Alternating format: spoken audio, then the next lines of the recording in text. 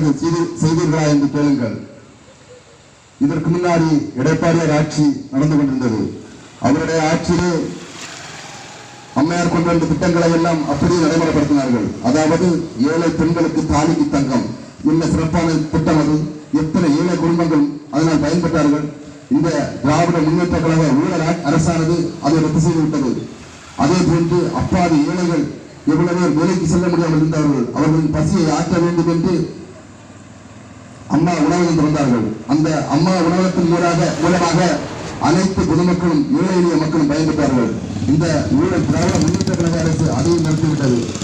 அன்பார்ந்தவர்களே, மக்களுக்காக கொண்டு வரப்பட்ட அனைத்து நல்ல திட்டங்களை எல்லாம் இந்த திராவிட முன்னேற்ற கழக அரசானது நிறுத்திவிட்டது.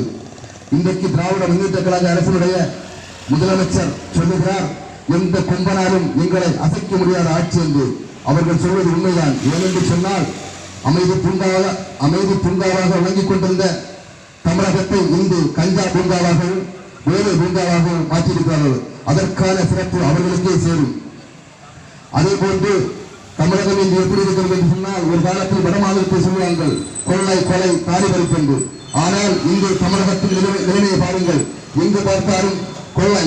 தினசரி நாம் செய்தித்தாளை எடுத்து படித்தோம் என்றால் ஒரு நாள் எத்தனை கற்பழிப்புகள், எத்தனை கொலைகள், எத்தனை கொள்ளைகள், எத்தனை தாலியல் பறிப்புகள். ஒன்றும் வேண்டாம் சகோதரர்களே, நமது திருவட்டார் காவல்துறை எண்ணிக்கை உட்பட்ட பகுதிகளில் மட்டும் நீங்கள் இந்த ஆண்டு எத்தனை தாலி பறிப்பு வழக்குகள் பதிவு செய்யப்பட்டிருக்கிறது என்று பாருங்கள். நூற்றுக்கணக்கான வழக்குகள் பதிவு செய்யப்பட்டிருக்கிறார்கள். இதற்கெல்லாம் காரணம் ஏனென்று சொன்னால், இந்த திராவிட முன்னேற்ற கழக அரசானது அதாவது காவல்துறையை கையை கட்டிவிட்டது. காவல்துறையை பணி செய்ய விடாமல் இந்த தாலியறுப்பு கள்ளமானவர்கள் எல்லாம் இவர்கள் துணை போய் கொண்டிருக்கிறார்கள். அதனால் காவல்துறையால் ஒழுங்கு மீது தக்க நடவடிக்கை எடுக்க முடியவில்லை. அன்பார்ந்தவர்களே, நமது பாரத பிரதமர் நரேந்திர மோடி அவர்கள் ஆட்சி பொறுப்பேற்று 15 ஆண்டுகள் ஆகிறது. இதற்கு முன்னாக நமது பாரத தேசத்தில் எத்தனை குண்டுவெடிப்புகள், எத்தனை கலவரங்கள், எத்தனை சேவை நடைபெற்றுக் கொண்டது. ஆனால் நமது பாரத பிரதமர் அவர்கள் பொறுப்பேற்ற பிறகு நீங்கள் பாருங்கள், எங்காவது ஏதாவது கலவரம் நடைபெறுகிறதா, எங்காவது குண்டுகள் வெடிக்கிறதா? அனைத்து மக்களும் அன்பாக, அரவணைப்பாக, சுபிட்சமாக, சந்தோஷமாக வாழ்ந்து கொண்டிருக்கிறார்கள். அன்பார்ந்தவர்கள் பாருங்கள், தமிழகத்தில் இந்த நிலைமையை பாருங்கள். ஒரு காலகட்டத்தில் ரவுடிகளை எல்லாம் காவல்துறை அழைத்து கொடுத்துவார்கள். ஆனால் நீங்கள் இன்றைக்கு உங்கள் தொலைபேசியிலோ தொலைக்காட்சியிலோ பாருங்கள், ஒவ்வொரு பேருந்துகளிலும் குடிகார நண்பர்கள் என்ன அட்டகாசம் செய்கிறார்கள். காவல்துறையினர் படுகின்ற பாதையெல்லாம் பார்த்தால் இந்த பணியை நாம் செய்ய வேண்டும், அதில் இருக்க வேண்டும் என்று அவர்களுக்கு தோன்றுகிறது, நமக்கு தோன்றுகிறது. அந்த அளவிற்கு மிகவும் மோசமான ஆட்சி நடைபெற்றுக் கொண்டிருக்கிறது. அந்த அன்பர்களே, ஒரு அமைச்சர் அவர்கள் சொன்னார்கள், நாங்கள் ஆட்சிக்கு வந்தால் ஒரு கனிமத்திலிருந்து ஒரு மண்ணை கூட எடுத்து போக விடமாட்டோம் என்று சாதனை செய்தவர் நமது அமைச்சர். ஆனால் இந்திய தினம் அந்த அமைச்சருடைய தலைமையிலே பலவிதமான கனிமங்கள் எடுத்து செல்லப்படுகிறார்கள். இந்த சாலைகள் எல்லாம் இந்த அளவுக்கு மோசமாவதற்கு காரணம் என்னவென்று சொன்னால், இந்த சாலை வழியாக இந்த கனிமங்களை எல்லாம் சொல்வதால்தான். அன்பார்ந்தவர்களே, வரும் காலகட்டம் தேர்தல் காலகட்டம் என்ன நடக்கிறது என்று பார்த்து நமக்கு கொடுக்கப்பட்ட 5000 ரூபாய்க்கு மயங்கி விடாதீர்கள். வாக்களிக்க செல்லும் போது நாம் எல்லாம் தெளிவாக வாக்களிக்க வேண்டும். இந்திய தினம் கூட ஒரு செய்தி வந்திருக்கிறது. என்னவென்று சொன்னால், கிருஷ்ணகிரி மாவட்டத்தில் திமுக நிர்வாகி, இளைஞர்கள் நிர்வாகி பெரிய நாயகம் என்பவர் 2 குழந்தைகளை பாலியல் பலாத்காரம் செய்தார்கள். இவரை கொரோனா மாணவர்களாக இந்த திராவிட முன்னேற்ற கழகத்தினுடைய பொறுப்பாளர்கள் இருந்து கொண்டிருக்கிறார்கள். அதனால் நாம் அனைவரும் வருகின்ற காலகட்டம் தேர்தல் காலகட்டம் இந்த ஊழல் ஆட்சி அகற்ற வேண்டும்.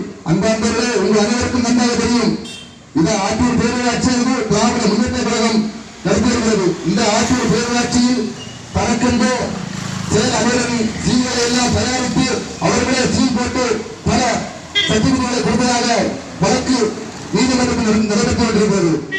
இது போன்ற நிலைமைகள் எல்லாம் மாற வேண்டும் என்று சொன்னால் தேசிய ஜனநாயக கூட்டணியுடைய ஆட்சி நமக்கு வர வேண்டும். அதற்கு நாம் அனைவரும் இங்கு இருப்பவர்கள் எல்லாம் பொதுமக்களாக நான் நினைக்கவில்லை. இங்கு இருக்கும் அனைவரும் நாம் பொறுப்பாளர்கள். நமக்கு கொடுக்கப்பட்ட அந்தந்த கூட்டங்களை நாம் அனைவரும் சிறப்பாக பணி செய்து நமது தேசிய ஜனநாயக கூட்டணி யாரை வேட்பாளர்களாக நிறுத்துகிறார்களோ அந்த வேட்பாளர்களை வெற்றி பெற செய்ய நாம் அனைவரும் பாடுபட வேண்டும். அன்பார்ந்தவர்களே, வருகின்ற காலகட்டத்தில் நாம் திட்டம் போட்டு வேலை செய்து வெற்றி பெறவில்லை என்று சொன்னால், இந்த திராவிட முன்னேற்ற கழக அரசு மீண்டும் வருவது என்று சொன்னால், இந்த தமிழகமானது ஒரு சுடுகாடாக மாற வேண்டும். இந்த தமிழகத்தை சுடுகாடாக மாற்ற மக்களாக நாம் ஒருவரும் அனுமதிக்க கூடாது. ஏனென்று சொன்னால், அவர்கள் கொள்ளையடித்த பணத்தில் தான் இப்போது நமக்கு 5000 ரூபாய் தருகிறார்கள். அவர்களுக்கு மீண்டும் கொள்ளையடிக்க ஒரு வாய்ப்பை தேடிக்கொண்டிருக்கிறார்கள். அதற்காக பொதுமக்களாக நாம் சிந்தித்து வாக்களிக்க வேண்டும். அன்பார்களே, கன்னியாகுமரி மாவட்டமானது கல்வி சிறந்த மாவட்டம், அறிவு சிறந்த மாவட்டம்.